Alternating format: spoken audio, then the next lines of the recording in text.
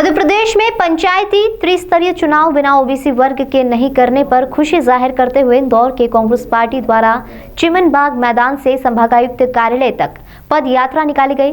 इसके माध्यम से कांग्रेस के पूर्व मुख्यमंत्री कमलनाथ के प्रति खुशी जताई गई, साथ ही जनता को भी समझाइश दी गई। पद यात्रा में बड़ी संख्या में कांग्रेसी कार्यकर्ता शामिल हुए। हालांकि इस दौरान पद यात्रा में कांग्रेसी कार्यकर्ताओं और नेताओं ने कोरोना प्रोटोकॉल की खुलकर धज्जियां उड़ाई। इस दौरान कांग्रेस महिला प्रदेश अध्यक्ष अर्चना जायसवाल, कांग्रेस शहर अध्यक्ष विनय बाकलीवाल सहित तमाम कांग्रेस के कार्यकर्ता शामिल हुए। अर्चना जायसवाल ने कहा कि त्रिस्तरीय पंचायत चुनाव ओबीसी छोड़कर चुनाव किए जा रहे हैं। कांग्रेस ने शुरू से मांग की थी कि ओबीसी के बिना चुनाव नहीं किए जाने चाहिए। पूरे मध्य प्रदेश में ओबीसी 53% है। खुद भी ओबीसी से आती है और ओबीसी प्रकोष्ठ की संरक्षक भी है।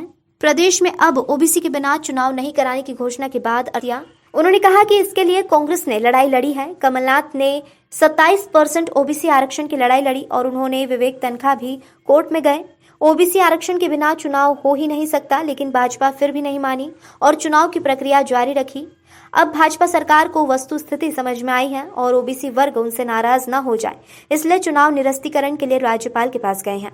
हालांकि अब कोर्ट भी इस पर मुहर लगाने वाली है। इसे लेकर इंदौर की कांग्रेस कमेटी सड़क पर उतरकर कमलनाथ को धन्यवाद प्रेषित कर रहे हैं।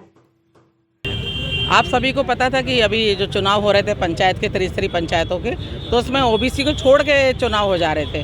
तो हमारी शुरू से यही मांग थी कि ओबीसी को आरक्षण के बिना चुनाव होना नहीं चाहिए, क्योंकि ओबीसी भी उसी में आती है और आप सभी वर्गों के चुनाव करा लें और ओबीसी के नहीं चुनाव कराएं, जबकि पूरे मध्य प्रदेश में ओबीसी जो है वो 53% है। और मैं खुद ओबीसी से आती हूँ और ओबीसी जो हमारा प्रकोष्ठ है उसके मैं संरक्षक भी हूँ। आज ओबीसी वाले सब यहाँ खड़े हैं और हम लोग कमलनाथ जी को धन्यवाद देने के लिए यहाँ पर खड़े हुए हैं कि हम सब ने लड़ाई लड़ी। कमलनाथ जी ने 27% आरक्षण की लड़ाई लड़ी और उन्होंने कहा, विवेक तनखा जी भी गए कोर्ट में गए, उन्होंने कहा ओबीसी आरक्षण के बिना चुनाव हो ही नहीं सकता है, तो भी भाजपा मानने को राजी नहीं थी। परंतु कल जब उनको इस वस्तु स्थिति समझ में आई, ओबीसी वर्ग उनसे नाराज ना हो जाए, तो अब वो चुनाव निरस्तीकरण के लिए राज्यपाल के पास भी गए और अब कोर्ट भी मोहर लगाने वाली है। तो हम इसके लिए सभी कांग्रेस कार्यकर्ता सड़क पर आए हैं और हम कमलनाथ जी को भी धन्यवाद दे रहे हैं और जनता को भी बता रहे हैं हम ओबीसी वर्ग से हैं, ओबीसी वर्ग की हम लड़ाई लड़ते रहेंगे, ओबीसी का अधिकार को कोई हनन ना कर पाए। आज हम इसलिए उनको धन्यवाद ज्ञापित करते हैं और थोड़ी पदयात्रा निकाल के हम लोग उसको